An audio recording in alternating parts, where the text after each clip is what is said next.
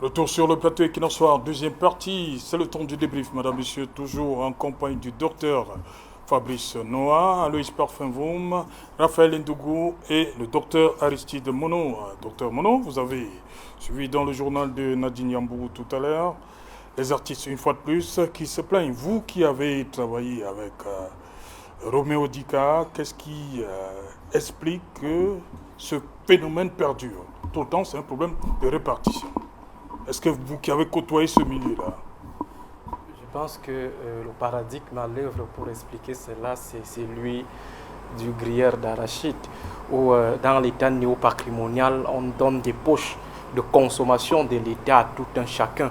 C'est-à-dire que ce soit des différents ministres à la tête du ministère de la Culture, que ce soit des clans d'artistes qui font allégeance à l'ogre dominant. Il y a eu cette politique qui a voulu que de temps en temps, on permette à ces artistes et à ces ministres de la culture de grignoter aussi leur part d'arachide.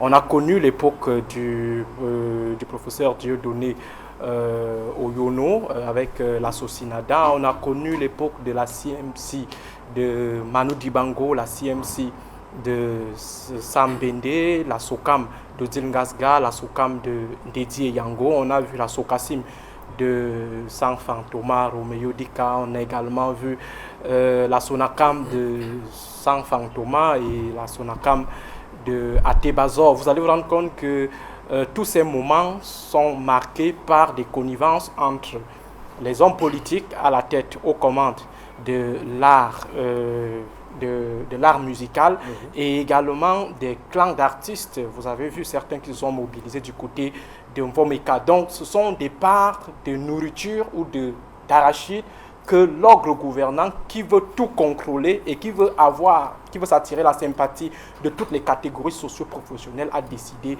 de leur donner. Donc c'est pourquoi lorsque aujourd'hui vous avez Sam Bende qui rebondit, ce n'est pas de manière hasardeuse. Je me souviens encore de cette époque où il devait y avoir fusion entre la CMC et la SOCAM, où il y a eu une mainmise de la primature. Or, entre-temps, le projet de réhabilitation de la SOCASIM ou le projet de création d'une nouvelle société était soutenu par d'autres barons, parmi lesquels ceux du ministère de la Justice, parce qu'il y avait eu une décision, parce que le secrétaire général de la primature avait fondé en fait sa décision de donner la possibilité de fusion sur la base d'un document sorti du ministère de la Justice. Je pense à l'époque c'était le magistrat Maouvé, et le ministre de la Justice avait été obligé, activé également par d'autres clans, y compris dans le clan de la SOCASIM, de désavouer son collaborateur, et du coup on s'est retrouvé dans une situation où Mole Kombi était totalement perdu, il était pris en otage, il ne comprenait absolument rien à l'époque parce qu'il y avait d'un côté le clan qui maintenait la réhabilitation de la SOCASIM ou alors la création d'une nouvelle société, et de l'autre côté ceux qui étaient des tenanciers de la fusion entre la SOCAM et la CMC, et ce bloc-là avait pour parrain les fonctionnaires de la primature, tandis que l'autre bloc avait pour parrain les fonctionnaires du ministère de la Justice. Donc il faut dire que c'est un problème de redistribution de manière informelle de la manne qui est captée par l'ogre dirigeant, par l'ogre de 82 qui contente. Donc c'est pourquoi vous allez voir, tous sont des griots,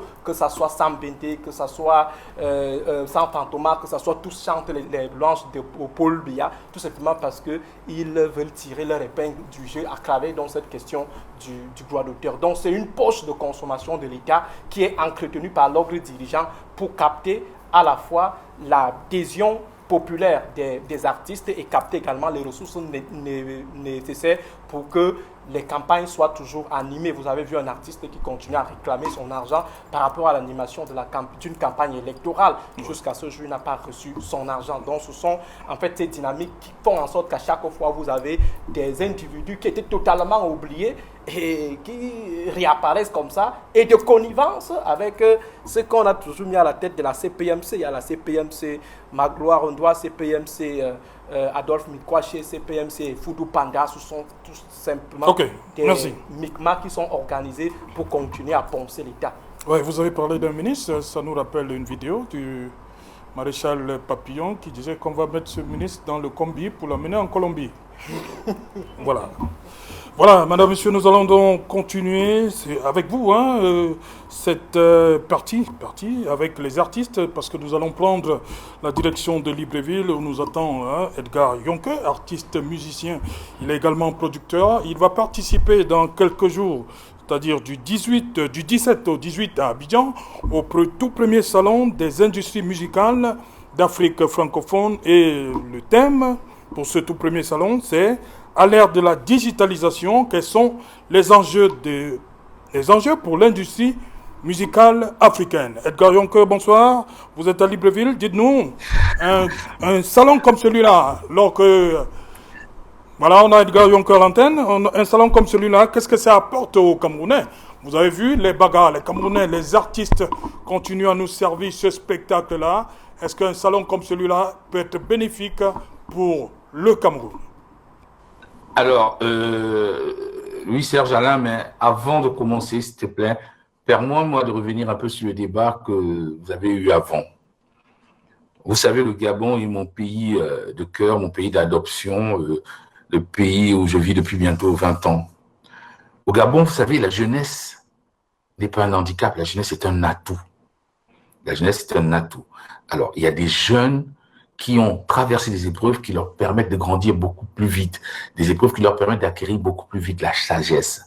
Et je pense que M. Noureddine Bongo, le fils du président ici au Gabon, à travers ces épreuves, fait partie de cette jeunesse-là qui a grandi beaucoup plus vite et qui a acquis beaucoup plus vite la sagesse. Alors, pourquoi le président de la République doit se passer d'un atout comme ça? Juste parce que c'est son fils? Je ne pense pas. M. Noureddine Bongo a posé des actes positifs beaucoup plus que beaucoup de collaborateurs de son père avant. Donc, pourquoi est-ce qu'il va se passer de lui? Moi, je me pose la question. Et je ne sais pas dans quelle interview ou dans quel écrit vous avez lu qu'il aspire à être président dans 2030 ou en 2050. Moi, je n'ai vu ça nulle part. Mais il a le droit d'y aspirer en tant que Gabonais. Mais la seule chose qu'il a hérité vraiment de son père, selon moi, c'est la force et la résilience face à l'adversité et face aux épreuves. Observez le président et observez son fils. Vous comprenez de quoi je parle. Donc, il faut arrêter de faire des amalgames. Le Gabon, c'est le Gabon. Le Gabon, c'est pas le Cameroun. Le Gabon, c'est pas le Togo. Le Gabon, c'est le Gabon. Maintenant, je veux revenir sur la question qui était la question du CIMA. Vous savez, au Cameroun, à chaque fois qu'il y a un peu d'argent, on répartit ça comme si c'était une tontine à tous les artistes. Et c'est comme si on rend service à l'artiste. Or, aujourd'hui, la digitalisation permet ceci. Un artiste qui est à Marois, qui est à Guidère, fait un morceau. 5 minutes après, ce morceau est écouté en Australie. 5 minutes après. Maintenant, comment faire pour que le fait qu'il soit écouté en Australie, ça lui rapporte de l'argent?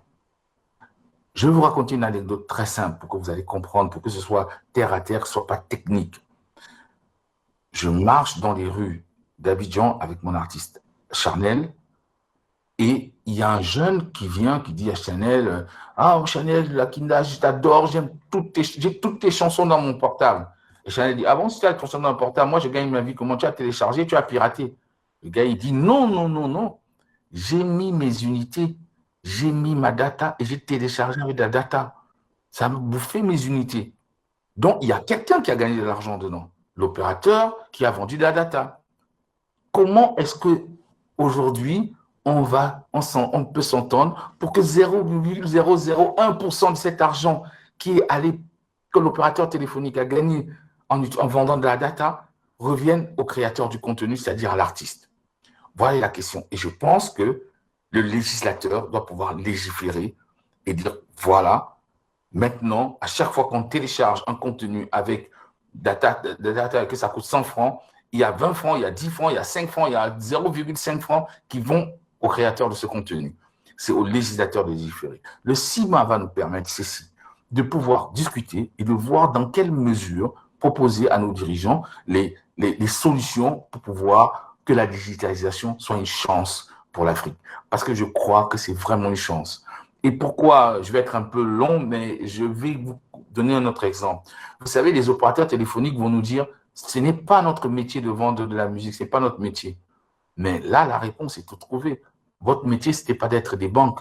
Aujourd'hui, les opérateurs téléphoniques sont les premières banques en Afrique. La bancarisation, c'est 729 milliards de francs, de nos francs aujourd'hui. Est-ce qu'on va continuer à dire, laisser les opérateurs téléphoniques continuer à utiliser les contenus pour gagner leur vie sans payer les créateurs de ces contenus? Il va falloir légiférer. Et c'est très simple. En Europe, aujourd'hui, il y a des plateformes comme Spotify, il y a des plateformes comme Apple Pay, il y a des plateformes comme Boomplay au Nigeria. Ces plateformes musicales sont des plateformes de streaming. On peut imaginer Orange, MTN, Cameroun qui disent, maintenant, quand tu achètes 10 000 francs d'unité, tu as 10 heures de musique que tu écoutes gratuitement. Ça, ils auront créé une offre différente, une offre accompagnée et qui va accompagner l'industrie musicale et qui va faire que les gens qui vont télécharger ou écouter cette musique n'auront même plus besoin de télécharger, d'avoir des disques durs, des téléphones performants. Ils pourront écouter en streaming et ça fera partie de leur forfait. Donc les opérateurs téléphoniques, la digitalisation, c'est l'avenir de la musique. On ne fera pas le droit d'auteur au Cameroun ni au Gabon comme ça a été fait en France il y a 30 ans. C'est impossible.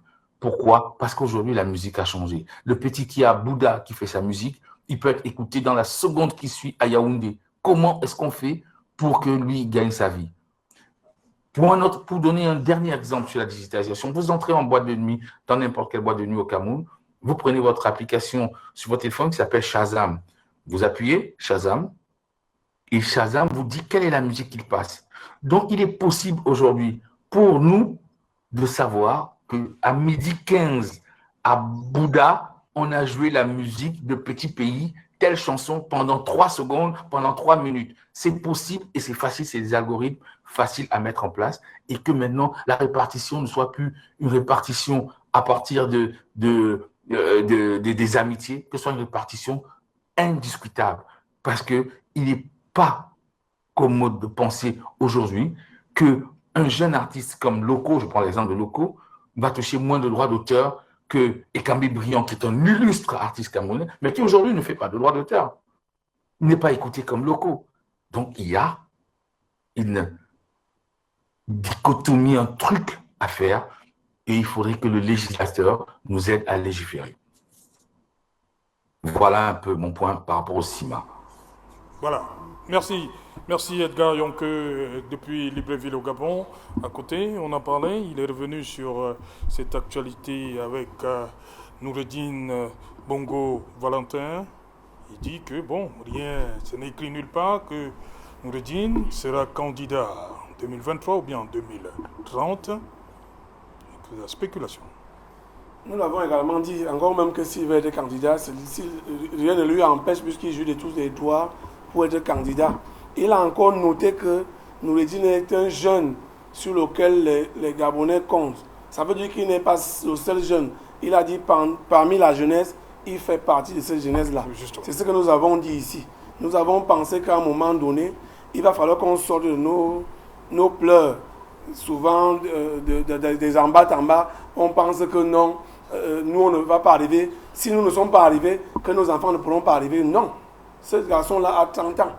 Et dans les pays africains, notamment en Afrique centrale, on voit bien qu'il y a des jeunes de 30 ans qui émergent, qui sont brillants. Si nous faisons un petit parallèle en Guinée équatoriale, on verra bien que Théodorin, depuis longtemps, est aux affaires. Et on a vu ce monsieur-là sur le terrain en donnant les tôles aux populations et tout, pour effectivement être en phase avec la population électorale. Vous avez dit tout à l'heure que c'est la dictature de la majorité en passant par les urnes. Donc, il ne faut pas dormir sur nos oreillers si les gens pensent qu'ils ne veulent plus voir effectivement les fils des en haut. Je prends là les expressions du docteur qui est à ma droite, pour dire que nous aussi, on peut faire les affaires. Parce que l'élection ne se limite pas seulement aux personnalités. C'est du plus petit électeur au plus grand. Donc, Noureddine aujourd'hui est positionné. Nous avons noté qu'il a été à la présidence. Nous avons noté qu'il a adhéré au bureau politique du PDG. Nous avons noté aujourd'hui qu'il est conseiller stratégique, donc pour organiser nos partis. Ouais. Alors, si ceci est contesté dans le parti qui n'est pas à la hauteur, que les militants et les autres hauts cadres du parti aient le courage de dire que il est déjà au bureau politique, mais peut-être il n'est pas capable de... Il n'est pas à la hauteur de ce poste. Mais tant il est adoubé au sein du parti, nous ne pouvons dire que ce jeune-là, peut-être, il est capable de changer la donne. Il peut ne pas faire comme son grand-père. Il peut même faire mieux que son père. Qu'on ne pense pas toujours que quand on est le fils à papa, etc.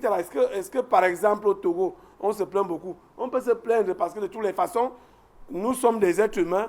On ne peut pas... D'ailleurs, on dit que la perfection n'est pas de ce monde. Donc, comme pour dire quoi? Pour dire que effectivement, nous avons la possibilité de souvent contester lorsque nous ne voulons pas. Peut-être la succession ou alors la monarchie, comme certains le disent. Mais en même temps, lorsque ça fait l'unanimité, on n'a pas le choix. Okay. Et on accepte. Voilà. Docteur Fabrice Noah, vous avez la lourde charge d'ouvrir le dossier Franck-Emmanuel Biya. Franck-Emmanuel Biya, 51 ans. À notre connaissance, Franck n'a jamais dit qu'il sera candidat. C'est les autres qui parlent. Oui, mais pourquoi tous ces discours-là? Est-ce que Franck Biya n'est pas camerounais comme les autres? Pourquoi on veut lui enlever cette... si jamais, pourquoi on veut l'écarter à tout prix? Bon, je voudrais quand même dire que vous avez pris une formule qui est très belle. Vous savez que son père n'a jamais voulu être candidat. C'est toujours le peuple qui l'appelle. Oui. Donc finalement, on n'a jamais voulu le pouvoir. Il nous tombe quasiment dessus. Moi, ce que je pense, et je le redis encore, on ne fera pas de procès à un Camerounais parce que son père a été président et qu'il souhaite l'être à son tour. La seule chose que nous demandons, en tant que personnalité politique, chercheur et peut-être adepte aussi de la démocratie, c'est que si nous sommes dans un jeu, parce que la politique est un jeu, qu'effectivement les règles soient appliquées.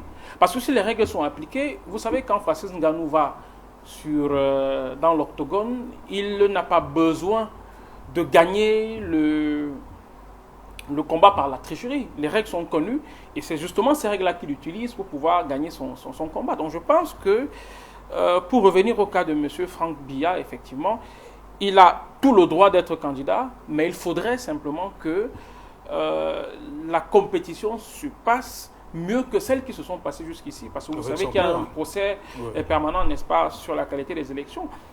Il peut l'être, mais s'il veut être légitime, il faudra effectivement qu'il accepte justement de passer par le feu de la démocratie, le feu démocratique. Et je pense que il se rendra compte que ce n'est pas aussi facile que ça. Parce qu'effectivement, la politique n'est pas aussi facile que ça. Voilà. Alors, parfum vous, si on annonçait, je ne sais pas si ça tient toujours, un congrès du RDPC. Et ce jour-là, vous entendez, le président Biya n'est plus candidat. Et on décide de porter son fils, comme on l'a fait au Gabon avec Ali Bongo Ondimba. Franck est candidat du RDPC. Donc, 2025, c'est lui. Comment vous réagissez? D'abord, compte tenu de l'environnement du RDPC, c'est possible. C'est possible. Parce que, comme on vous a dit, la plupart n'ont pas d'ambition dans ce parti, de hautes ambitions. Donc dans le RDPC, ils n'ont pas d'ambition? Non, ils n'ont pas de hautes ambitions. Ils veulent manger un peu, positionner leurs enfants, avoir un environnement où ils ne seront pas menacés d'aller en prison, c'est tout. Donc il est possible que même Junior Biya soit proposé et qu'il passe. D'ailleurs, vous pouvez constater que ça fait plusieurs années qu'il n'y a plus eu de congrès dans ce parti. Ça ne gêne personne. Maintenant, la réalité aussi, c'est que, est-ce que sincèrement, même dans tous les scénarios qu'on a vu en Afrique centrale, là, est-ce qu'il y a un seul qui ressemble à Franck Biya? C'est-à-dire que les autres ont quand même eu des nominations, ils sont montés président, vice-président du parti, ils sont nommés ministres de la Défense, ils ont été dans des affaires assez glorieuses. Je dis les autres fils à papa. Donc, Franck Biya, je ne sais pas si je peux coller le visage à ce nom. Si quelqu'un peut... Non, je ne connais pas. Vous l'avez déjà vu intervenir quelque part. Même... Vous dites vous connaissez non, pas non, je ne le connais pas. Vous le connaissez? Vous le connaissez? Oui. Où? Comment où? Juste pour dire que, en réalité, vous avez peut-être vu sa photo quelque part, mais plusieurs Camerounais, et vous avez dit qu'il est Camerounais. Qu'est-ce qui vous prouve qu'il est Camerounais? Il a quand même fait 20 ans, plusieurs années à l'étranger. Rien ne dit que, étant à l'étranger, qu'il n'a pas modifié tous ses papiers pour être à l'aise. Rien ne nous le dit. Vous voyez donc que c'est ce type de situation qui nous gêne. Ceux qui ont modifié les papiers ont cessé d'être Camerounais? En principe, oui. Ah, En principe, oui. Mais par un jeu dont ils sont les seuls responsables, on continue à les considérer comme tels. Donc pour dire que il serait indécent que Franck Biya ou son environnement ou son père qui nous présente quelqu'un qu'on n'a réellement jamais vu, jamais entendu parler. Je ne sais pas, c'est une nébuleuse à la limite. Il a choisi. Si Franck a choisi la discrétion ou bien son père veut qu'il soit discret, pourquoi vous lui faites ce procès? Qu'il reste discret toute sa vie. Pourquoi? Parce que la politique n'est pas pour ce type de personnage. La politique, ce n'est pas vous vous cachez pendant 50 ans et un matin, on dit que vous êtes président de la République. Non. Est-ce que ça se décrète? Pardon? Est-ce que ça se décrète? La politique... On parle d'un scénario ou oui, c'est peut-être un congrès de camarades c'est pour cela que je dis qu'ils ont le droit. Ils peuvent. Tel que je connais cette machine, où il y a une bande de peureux d'ailleurs là-bas, pas de personnes assez courageuses. Et d'ailleurs, elles ne peuvent pas présenter leur courage, puisque leur passé... Comment ça? Leur passé... On a vu Tobindi en 2006, on a vu Saint-Éloi Bidou en 2011. Ils ont fait quoi? Candidats, non? Non, ils étaient arrêtons le théâtre. Arrêtons le théâtre. Tobindi et Seul Éloi. Une minute. Vous voulez dire que Célestin Djamène faisait du théâtre aussi devant Nidjon Fundi? Je me rappelle plus de l'année. C'était le théâtre? C'est deux choses différentes. Ah. C'est deux choses différentes. Célestin Djamène a été candidat. Oui, et c'était quoi? Tobindi a été candidat à la candidature. On ne lui a même pas permis d'entrer dans la salle. C'est la même chose pour Saint-Éloi Bidou. Donc eux-mêmes ils savent qu'ils n'étaient candidats à rien. Leur nom n'a été enregistré nulle part. Mais arrête ça, Serge. René Zenguele, pour faire semblant de présenter la démocratie, on est allé le tirer, on dit que soit candidat. Vous croyez à ces choses? Non, il n'y a pas de choses. Dans ce parti que je connais très bien parce que je le suis nuit et jour, ils n'ont pas la possibilité d'avoir le courage même de se présenter. La preuve est qu'on a demandé à un ministre, si demain il est candidat, il a dit que il n'y a pas d'abonné à ce numéro. Un ministre d'État, c'est-à-dire que le sommet, qui va oser? Les gars ont peur de la prison. Ils ont peur de l'armée. Ils ont peur d'affronter le public. Ils ont peur. Ce n'est pas possible. Donc c'est pour dire que, ok, ils vont essayer ce scénario, mais quand on essaye de voir Franck Biya, et d'ailleurs la façon dont est présentée sa candidature aujourd'hui. Qui présente? C'est une nébuleuse. On ne sait pas là où ça sort. Vous lui demandez lui-même, il dit qu'il n'est pas dans l'affaire là. Mais tous les jours, vous avez entendu Franck parler un peu? Où? Vous demandez, vous l'avez entendu parler où? Vous demandez à qui? Vous demandez à ceux qui lui sont proches. Si il y a une affaire comme celle-là, oui, on vous dit qu'on ne connaît pas. Un temps, avant que l'autre Macron n'arrive, on enlève toutes ces banderoles dans tout le Cameroun, dans toute la ville de Yaoundé. On ne justifie pas. Après, il y a 2 jours, je voyais ces banderoles revenir dans certains coins. Vous prenez le Cameroun au sérieux?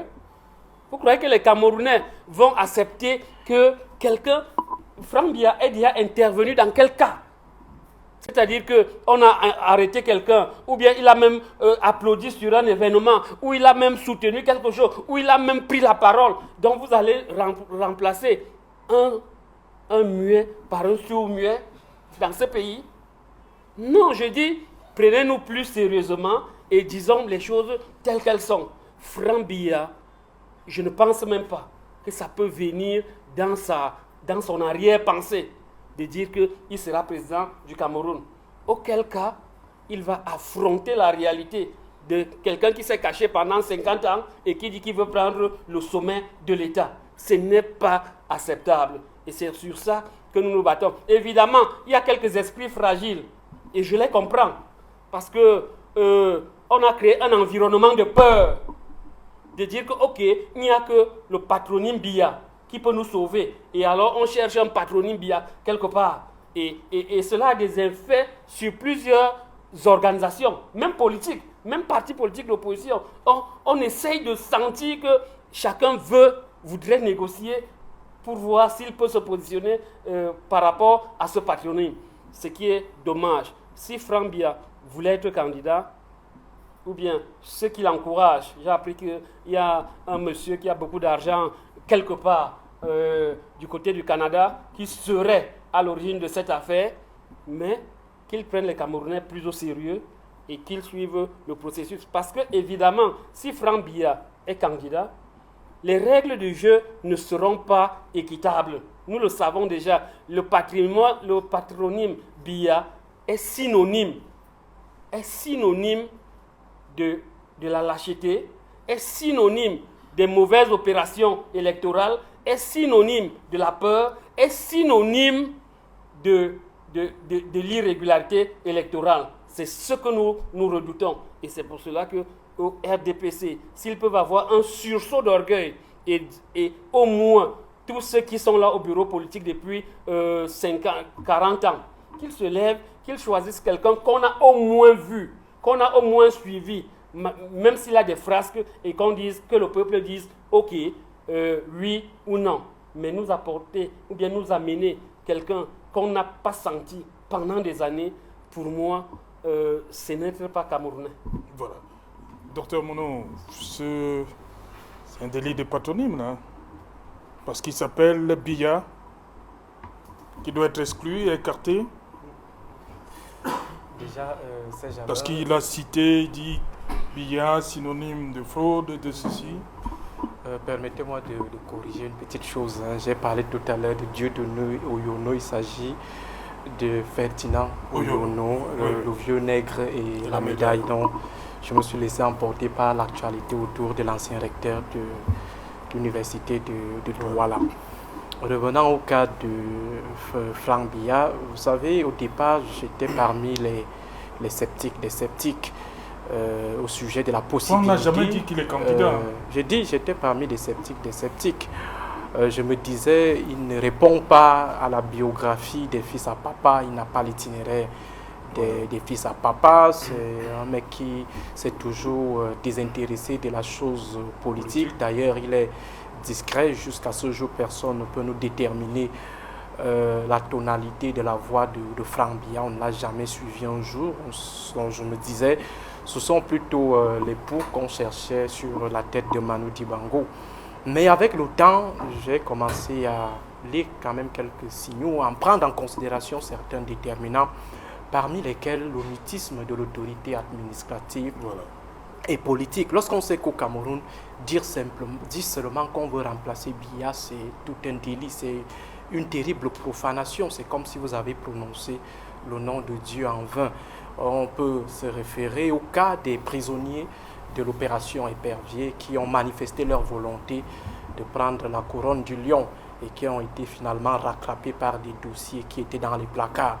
Alors, je me suis posé la question de savoir si le président Biya nous a toujours habitués à une certaine sacralité autour de l'hypothèse de son départ. Ça veut dire qu'il ne faut même pas l'envisager. En un temps, il était interdit même de débarquer de la succession sur un plateau télé. C'était quelque chose à ne pas envisager. Donc, on avait une conception de l'immortalité du président dans le Highlander. Tout le monde était d'accord qu'il restera à vie. Alors je me suis posé la question de savoir pourquoi ce relâchement à ce moment précis. Il y a des banderoles avec des sous-préfets qui font dans le renseignement prévisionnel, qui ne s'intéressent jamais au cas de vol, au cas de braquage dans les quartiers, mais ils sont très méticuleux pour ce qui est des appétits de pouvoir. Comment se fait-il que le père est encore au pouvoir, le lion central, le champion encore au pouvoir, mais on commence à laisser des gens faire de la propagande autour de sa probable succession. C'est à ce moment que j'ai commencé donc à lire les bribes de la pertinence de cette candidature en disant elle est possible. Je n'ai pas dit qu'elle est actée ou qu'elle existe, mais cette candidature est possible au regard de ce mutisme de l'autorité administrative, du renseignement et de Franck Biya lui-même qui ne dit pas également de Franck Biya qui, mouvements. ma foi, ne fait pas comme les autres qui sont souvent cités dans ce genre de situation, qui produisent rapidement des démentis, appellent les journalistes rapidement pour dire qu'il ne faut pas que la malchance soit saturée autour de leur image. Ils ne veulent pas mettre en mal leur rapport avec le lion. Donc, je me suis dit, c'est possible. Déjà, l'autorité administrative laisse, le renseignement laisse, les banderoles planer, des mouvements franquistes qui naissent. Je vois également le responsable, en tout cas le concerné, qui reste tranquille. Je me suis dit, cette affaire est à prendre au sérieux. Et il est important pour les Camerounais d'être assez vigilants parce que c'est possible. C'est possible que Franck Biya reste avec le pouvoir de son père. C'est une possibilité. Maintenant, quelle est notre position sur la chose? Déjà, on dit, en principe, Franck Biya, c'est un Camerounais. Il peut se décider de se donner des congés pendant 50 ans. À la 52e année, il dévoile rapidement ses intentions. Il n'y a aucune loi qui dit que pour être président ou pour avoir des prétentions présidentielles, il faut d'abord être sur les plateaux de télé pendant 100 ans. Donc, il peut y arriver. Donc, sur le principe, on est tout à fait d'accord. Maintenant, pour ce qui est de la pratique, un pays aussi complexe sera dirigé par quelqu'un dont on ne maîtrise même pas la voix. C'est-à-dire qu'on ne connaît pas, comme Aloïs le disait, on voit seulement quelqu'un qui marche derrière son père comme un servant de messe. Il ne dit absolument rien. Vous croyez que c'est pour rien qu'il est à côté de son père? Donc, en fait, ce sont des choses qui inquiètent. Docteur Mono, est-ce que ce n'est pas comme certains disent souvent, la méthode de Biya? Vous avez parlé des parcours des autres fils d'eux. Est-ce que pour le Cameroun, le président Biya n'a pas choisi délibérément de ne pas nommer son fils, mais de le mettre à ses côtés pour qu'il ait accès à tous les arcanes du pouvoir, voir comment ça se passe? Est-ce que ce n'est pas la méthode de Biya? Mais vous ne pouvez pas être, par exemple, en pleine Coupe du Monde et vous gardez un joueur, jamais il n'est dans la liste des 22, il ne s'entraîne avec personne. Et un jour comme ça, vous estimez que c'est lui le capitaine, sous le prétexte qu'il s'entraînait dans les vestiaires ou en famille. Non, on ne joue avec pas. Le père. Non. Ah, je pense qu'on est à un certain niveau de gestion des individus, des âmes, des avenirs. On ne peut pas décider de confier comme ça les rênes d'un État, d'une société, d'une nation à un non-aime sous le prétexte que le mec. Est-ce que vous savez ce que fait Franck Biya? Non, en fait, nous, on ne le connaît pas. Quand on parle de non-aime, vous avez parlé des conditions. Est-ce qu'il y a une condition d'éligibilité à la présidence qui dit que les Camerounais doivent connaître, doivent suivre la voie? Parmi les conditions, il y a ça? Serge, j'ai pris la peine de mettre en exergue le principe. C'est-à-dire en principe. Oui. En principe, et on a évoqué cela, que ce n'est pas obligé. Seulement dans la pratique et au regard de la conjoncture, au regard du contexte, il me semble que c'est maladroit, ce genre de prétention. C'est totalement maladroit, tout simplement parce que le Cameroun d'aujourd'hui, ce n'est pas le Cameroun de 82, où on pouvait donner le pouvoir comme ça à quelqu'un qui a pleuré pendant de longues heures en disant à Idio qu'il ne peut pas la faire là, il ne peut pas la faire là. Finalement, il est resté avec. Le Cameroun n'est plus à ce niveau. Le Cameroun de cette époque, c'était un Cameroun monopartiste, monolithique, où quelqu'un pouvait se lever un jour, il vous dit voilà tel, et tout le monde répond Amen. Et dès que vous manifestez votre contestation ou votre désapprobation, c'était la loi sur la subversion. À l'époque, il n'y avait pas de médias. Il y avait seulement un seul média qui régnait à l'époque. Donc, ça fait que le président de la République a bénéficié d'un certain environnement où on pouvait positionner le fils impur ou le fils pur du président sortant. À l'époque, le président Ahidjo avait tenu la main de Paul Biya et présenté à l'une des grands complexes ethniques sans lequel on ne peut vraiment tenir les leviers du pouvoir au Cameroun, c'est-à-dire le complexe nordique. Vous ne pouvez pas tenir le pouvoir si vous n'êtes pas en phase avec le Grand Nord, c'est-à-dire les trois régions du Grand Nord. Or, à l'époque, le président de la République, Biya, avait bénéficié de l'apport du baron, d'un des apparatchiks de la région, qui avait dit aux autres, alignez-vous, Bello Bouba, alignez-vous, ainsi de suite. Or, aujourd'hui, ce grand complexe vous dit, nous allons activer les réacteurs. On vous dit aujourd'hui que la dernière personne, le dernier sudiste à qui nous apportons comme ça notre soutien, c'est Paul Biya. Après Paul Biya, ça doit revenir au nord. Et puis vous venez encore à énerver ce complexe ethnique en proposant même le fils de Paul Biya encore. Donc je pense qu'il y a un certain nombre d'éléments, même par décence, même par pitié pour le Cameroun, on doit nous éviter la candidature de Franck Biya au cas où elle est vraiment réelle, au cas où elle existe. Parce que le pays, est-ce que vous pensez que les anglophones, la communauté anglophone, qui continue de revendiquer sa part dans le partage du national cake, va accepter qu'on continue avec un Béti, avec tous les problèmes que les Bétis accumulent déjà sur leur dos du fait de la mauvaise gouvernance d'un Béti.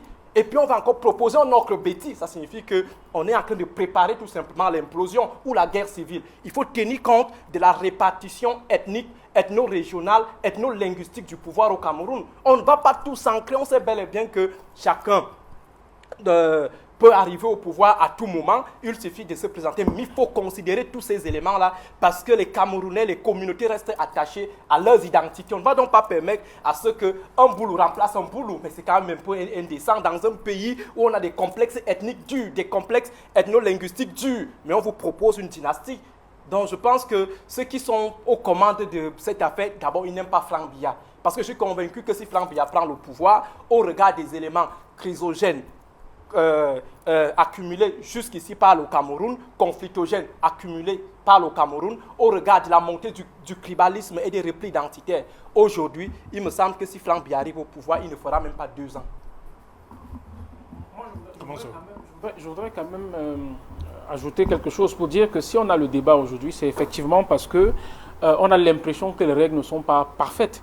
Et donc, si les règles sont parfaites, et je crois qu'il faudra absolument que, dans la perspective de la transition de l'ère post-Biya, qu'on redéfinisse les règles. C'est un préalable en réalité. Si on veut éviter la conflagration, il faut le faire. Vous voyez ce que les Nigérians font. Un musulman, un chrétien, il faudra qu'on trouve une formule pour éviter effectivement de se retrouver dans une configuration où on a l'impression que c'est les mêmes qui continuent de gérer. Je crois que ça va poser beaucoup de problèmes en réalité. Le président Biya dit en 2007 que l'affaire de Dauphinat n'est pas d'actualité au regard de notre constitution. Donc il ne parlait même pas du Dauphinat. Parce qu'une question lui avait été posée dans une chaîne française. Alors aujourd'hui, Franck Biya, comme les uns les autres l'ont dit, on ne sait même pas comment il parle pas. Peut-être là, ça revient encore sur ce que j'ai dit. C'est l'herbe que broute la mère, que le fils aussi broute. Donc il est dans son coin. Mais c'est un mouvement qui s'appelle Mouvement Camerounais pour la paix et l'unité. Oui. C'est un peu comme les faits Cabral au Cameroun après l'élection de Macron. C'est-à-dire que c'est dans des radios, notamment à Equinox, à Douala, que les Camerounais se sont levés pour dire oui à Equinox. Ah bon hein? Si. Ah, c'est okay, c'est la vérité. Non, c'est-à-dire que c'est bien de le dire. Ça s'est parlé à Equinox, à Douala, les coups de fil à gauche à droite des auditeurs, que nous pensons que tu peux être candidat. Je crois même que la levée des fonds. Merci de le rappeler. Je le rappelle clairement, nous sommes des Camerounais, nous suivons l'actualité. Donc c'est la levée de fonds est partie de là par les appels téléphoniques des auditeurs. Cela veut dire donc quoi? Cela veut dire que Franck Biya aujourd'hui, il y a des mouvements qui se lèvent pour dire que nous pensons que c'est lui. C'est vrai que vous avez dit quelque chose dans l'air, qui ne dit rien. Et que dans la langue que nous empruntons, que nous exprimons avec, on dit qu'il ne dit rien consent. Oui. Même jusque-là encore, on n'a pas dit qu'il sera candidat du RDPC. Aloïs Voum parle d'un congrès possible. Oui, j'ai bien dit que quand la mère chèvre broute l'herbe, c'est ce que son fils brûle également. Donc, il n'est pas exclu qu'il ait la carte du RDPC. Mais pour l'instant, on ne parle pas de ça.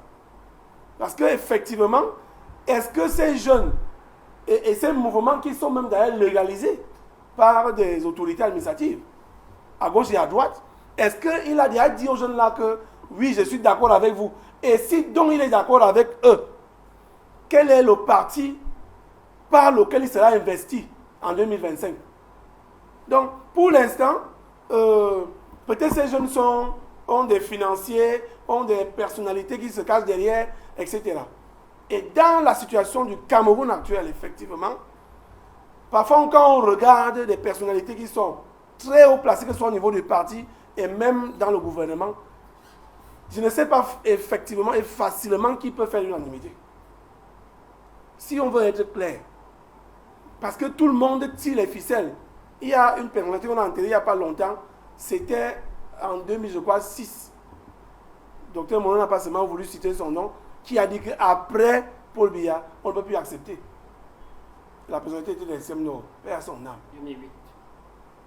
Il avait dit clairement, dans un média également, de l'autre côté, pour dire qu'ils ne vont plus accepter. D'accord.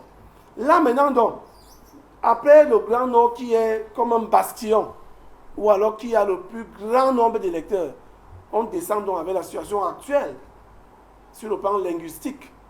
Et nous avons des problèmes de l'autre côté là-bas. Vous savez que moi, j'ai souvent pensé que s'il fallait même nommer, ou bien s'il fallait passer par, je ne sais pas trop, par quelle chimie, que le Premier ministre actuel soit vice-président du Cameroun. Je l'ai souvent dit. Je le dis clairement pour dire que ça permet d'apaiser un certain nombre de tensions. Mais pour ce qui concerne Fambia, quitte à ce qu'il choisit le RDPC ou le parti politique pour être candidat, il a tous ses droits pour être candidat. Mais c'est dans l'une qu'on va aller gérer. Effectivement, qu'on verra, est-ce qu'il est possible qu'il soit vainqueur ou alors c'est un autre candidat qui va... Quel type d'urne? Ce qui gêne la avec, qualité que vous gérez, ce qui gêne avec un certain nombre de personnes, de personnalités des partis politiques, au rang desquels mon ami Aloïs Voum, qui est un haut cadre du SDF, c'est qu'on a toujours l'impression que ce qui s'est passé en 92, en 97, etc., va se reproduire en 2025. C'est pour cette raison que peut-être parfois le langage de certaines personnalités nous arrange, où on demande aux électeurs de surveiller leur vote. Je vais vous prendre l'exemple, si vous me posez la question sur les urnes. Je vote dans mon village à Assier. Mais vous allez toujours vous rendre compte que les gens tuent les élections. Nous sommes 372 électeurs dans ces bureaux de vote. Qu'on n'a même pas un seul. On a tous les bulletins de vote, mais on n'a même pas un seul représentant des partis politiques. Vous allez me dire qu'elle est Kamila, effectivement. Mais comprenez une chose, c'est qu'avant d'aller voter, on passe bien évidemment par la campagne électorale. Si aujourd'hui, Fambia, d'abord vous savez qu'on peut être candidat indépendant, non? Avec 300 signatures. Et parmi lesquelles les chefs traditionnels et des élus. Vous pensez donc que si aujourd'hui il sort, comme disait l'autre, oui, je vous ai compris, il va manquer 300 signatures, il ne manquera pas. Parce que peut-être il fait comme l'autre, il ne parle pas. Donc, au lieu que nous soyons là à scruter aujourd'hui sur sa probable candidature, moi je pense qu'il faut clairement que nous nous préparons, toute chapelle politique confondue, afin qu'en 2025, quel que soit le candidat, vous qui êtes en face, quel que soit le candidat, que vous soyez capable de véritablement renverser la donne. Mais si vous êtes là à pleurnicher, à dire que non, quand il va arriver, il peut faire pire. Qui a dit que le fils peut faire pire, ne peut pas faire bien que son père? Cher ami, permettez-moi de m'exprimer. Vous vous exprimez aussi, non? Ce n'est pas la guerre. Nous sommes les amis. C'est-à-dire que le fils peut faire mieux que le père. Surtout que dans le contexte de ce Cameroun actuel, parce qu'il faut noter cela donc que les cas qu'on a cités au Gabon ne sont pas les mêmes, ce n'est pas le même cas qu'au Cameroun. Surtout que la personnalité dont on parle, ou la personne dont on parle, n'a jamais brigué un seul poste, que ce soit électif ou alors nominatif.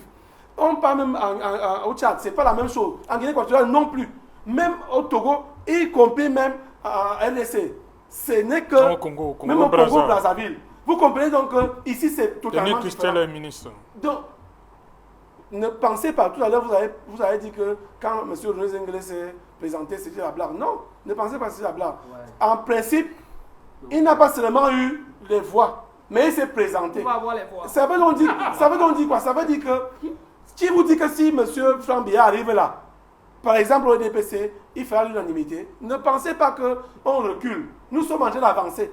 Et c'est la conviction que moi j'ai. Parce que je veux voir mon pays prospère. Je veux voir les Camerounais vivre et manger à leur faim, dormir dans la lumière, pouvoir boire de l'eau potable, pouvoir manger à leur faim, etc. Il faut. Il n'est pas question. C'est le bas qui vote, monsieur.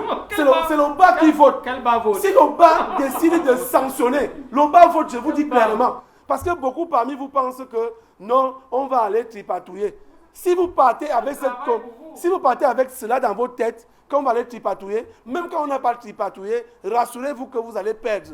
Au lieu de nous concentrer, concentrons-nous véritablement pour 2025 pour que, quel que soit le candidat, que nous soyons sur le terrain, vous et nous, par exemple au DPC avec le candidat, et vous, au SIF, avec le candidat, ou alors le candidat de la majorité de l'opposition contre celui du RDPC, pour véritablement avoir des enjeux, pour qu'on ait un résultat probant. Si vous vous blaguez, tel qu'on fait là, 1,2, 3, machin, on ne va pas s'en sortir. Tout le monde veut le bien-être dans notre pays. Ou du moins, pour moi qui parle là, je veux que les routes soient bitumées, que les routes soient entretenues, qu'on ait de l'eau potable, que les enfants à l'école, dans mon village, dans Metomba, où il n'y a qu'un seul maître de l'État, les autres, c'est nous qui payons avec notre argent. Donc, comprenez que quand nous parlons là, nous ne parlons pas pour flagonner, nous parlons pour dire, en 2025, qu'est-ce qu'on fait pour que la donne soit changée. Et pour cela, il ne va pas falloir vous focaliser sur Franck Biya, qui est appelé par un mouvement, ou des mouvements, parce que vous ne savez peut-être pas quelque chose, c'est que dans ces mouvements-là, il y a division. Il y a peut-être 2 ou 3 fractions de ces mouvements. Mais les mouvements sont là, c'est légalisé, on attend donc le moment venu, et quand le moment va arriver, levez-vous comme un seul homme pour combattre. Merci, malheureusement. Rapidement. Non, juste pour dire que, chers amis, ne nous amenez pas dans la battoir de 2025. Vraiment, le discours qui consiste à dire que allons en 2025, allons aux élections, ainsi de suite. On vous dit que les règles ne sont pas bonnes. Moi, il y avait une réunion de l'ECAM cette semaine. Même l'ECAM reconnaît que les règles ne sont pas bonnes. Tout le monde, toutes les institutions le reconnaissent. Ne nous amenez pas à l'abattoir. N'amenez pas les citoyens à dire que 2025, il faut les changer. Si vous ne les changez pas, pourquoi vous ne voulez pas qu'on ait un discours pessimiste? Et si vous êtes trop fort, modifions les lois électorales et allons aux élections. C'est de ça qu'il s'agit. Moi, j'ai été candidat en 2020 aux législatives dans le Fundi. J'ai vu l'élection. Vous parlez ici parce que vous êtes au niveau du bas peuple. Ces gars-là, quand ils s'organisent là-bas, vous n'êtes pas là. Ils font leur schéma. On va faire comme ça, comme ça, comme ça. Et voilà le résultat. Et vous me dites que allons en 2025. Et ce discours, je l'écoute même dans mon propre parti, qu'il faut se préparer pour 2025. Je leur dis attention, attention. 2025 va arriver. Mais si ça arrive comme les fois passées, ça sera les mêmes choses. Et personne ne va battre Franck Biya dans ces conditions. Personne ne va battre Paul Biya dans ces conditions. Personne ne va battre le RDPC. Merci, il faut changer les lois, cher Raphaël. Merci. Va dire ça à ceux qui dirigent chez toi. Toi, tu ne diriges pas. Tu es là. Après, on va se retrouver encore nous ensemble. Okay. Vous parlez d'aller dire à ceux qui disent. Vous-même, vous dites que dans votre parti, il y a des gens qui veulent partir. Dites aussi à vos gens qui veulent partir. Mais moi, c'est mon combat permanent. Okay. Je leur dis que... C'est le combat là, on fonce droit au mur. On va droit au mur. Et je leur dis que les histoires que allez vous inscrire sur les listes électorales, faites les campagnes d'inscription sur les listes électorales, c'est un mauvais discours. C'est un mauvais discours. Il faut modifier... Oui. Si on modifie en 2022, oui, et que les gens ne sont pas... Un exemple, si on modifie d'ici décembre, par exemple, et qu'il y a élection en 2023, par exemple en février, si les gens ne sont pas inscrits, les gens vont s'aligner. Non, je vous dis d'abord, dès qu'on modifie les lois, Raphaël, dès qu'on modifie les lois, les gens vont venir toquer sur les portes de l'ECAP qu'on veut s'inscrire. C'est comme ça que ça va se passer. Okay, merci. Maintenant, c'est bloqué. Merci. C'est bloqué. Merci, on arrive au terme. Merci, docteur Fabrice Noah, d'être venu. Merci Aloïs Parfenvoum. Je vous en prie, merci. Merci Dr Mouno. Merci Serge Alain, tout en accordant la présomption d'innocence au grand frère Franck Biya, je lui demanderai tout simplement, au cas où il est tenté par ce genre de sollicitation, qu'il répudie rapidement, il congédie rapidement ces charognards qui veulent tout simplement l'amener dans une terrible situation, connaître une fin, ma foi, hyper médiocre que celle de son père. Okay. Merci Raphaël Ndougou. Merci de m'avoir fait chose encore là ce soir dans la Champions League, des débats télévisés en Afrique du Sud du Sahara. Et puis ce qu'on doit retenir, c'est que Franck Biya peut être le coéquipier de celui qui sera président demain, peu importe sa région. Ok. Voilà, on va dire merci. Hein. Il y a eu toute une grosse équipe derrière ce programme. D'abord, voilà, on va dire merci à Uric Gonomala, Marlise Minkoumou, Zéphirin Gondi, Raphaël Dipanda et à Yaoundé, Joël Sengue, Élisée Bogba et celui-là qui a mis tout ceci en musique, lui c'est Emmanuel Job. Madame, Monsieur, on se retrouve lundi lorsqu'il sera 19h. Bonsoir, Mvomeka.